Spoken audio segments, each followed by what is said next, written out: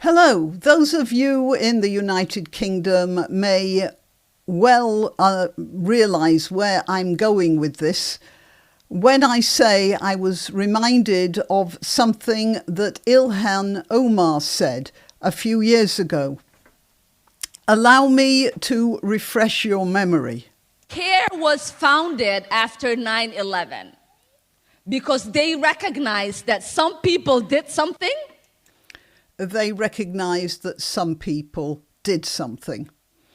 And that got this response here. CARE was founded after 9/11 because they recognized that some people did something. So you have no idea right now? Oh, there's another one. Another plane just hit. Some people did something. Oh my goodness, there is smoke pouring out of the Pentagon. Some people did something. It just flew straight into it.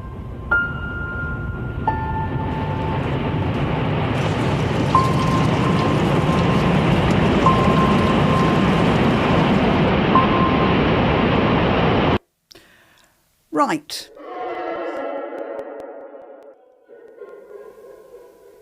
I can understand Ilhan Omar putting it like that because, well, there were two things. The first is she felt some loyalty to her fellow Muslims, however terribly they'd acted, that some people did something, killed 3,000 people in the attack, and then, well, quite a few more who died of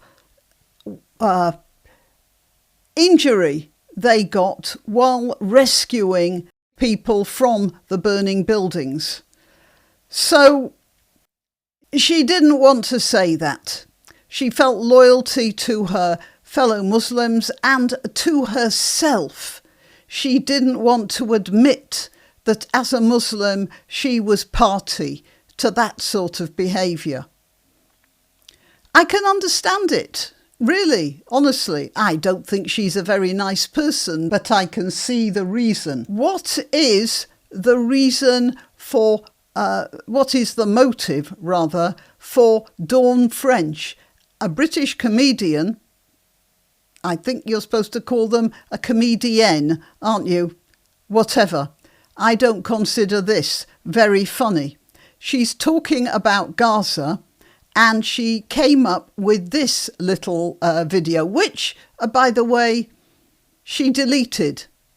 But as they say, the internet is forever.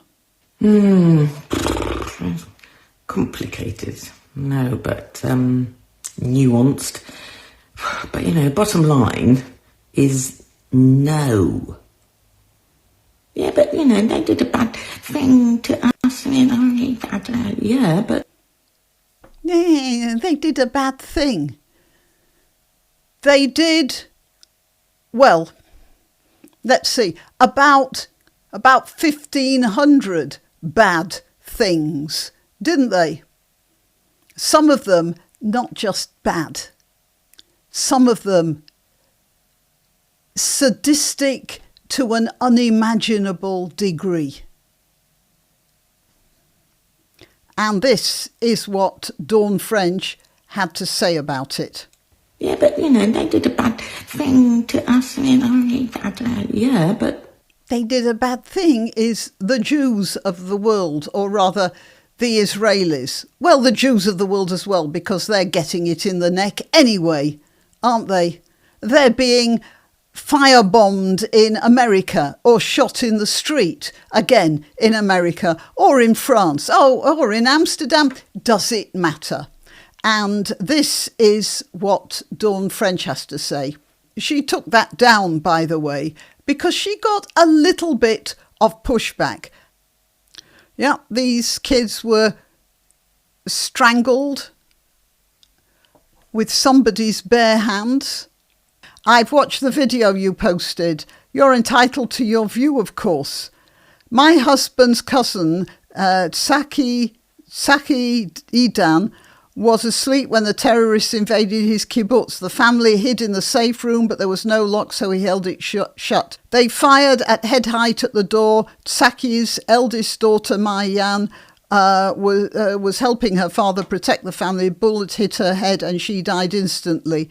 We know every detail of this horror because Hamas were live streaming and recording. They then held the family inside their home for 5 hours while they murdered and kidnapped dozens of civilians on the kibbutz. They marched Saki to Gaza, covered in his child's blood. There he was held hostage for many months until at some point he was killed. His body was returned in February. And we've got Dawn French saying, yeah, but, they did a bad thing to us. Yeah, but... That's Dawn French. Now, why did she do that? She has no dog in that fight. She does that because she is another employee of the BBC on many occasions. And she swims in those waters. And those waters are poisonous with anti-Semitism. I know because I worked in the BBC. One of the reasons I ended up not working in the BBC was because I kept speaking out about their attitudes. They didn't like me. And that's what happened.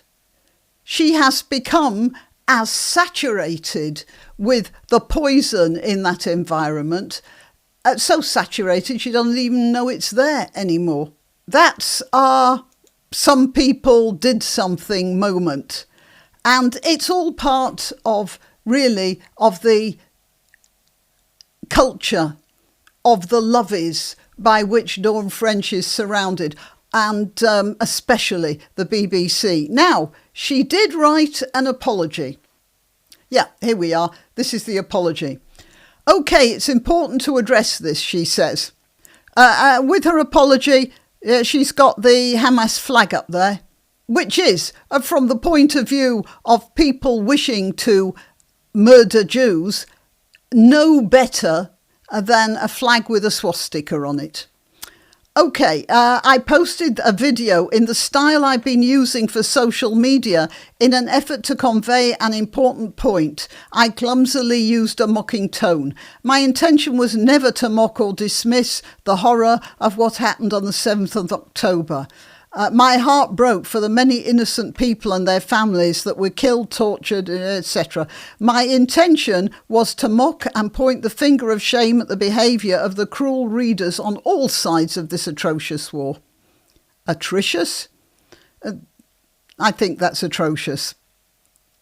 Who have continued to behave like the worst dangerous, sickening bullies and seem to relish the tyrannical and childish one-upmanship of the violence. Now, you see, you give with one hand and you claw back with the other.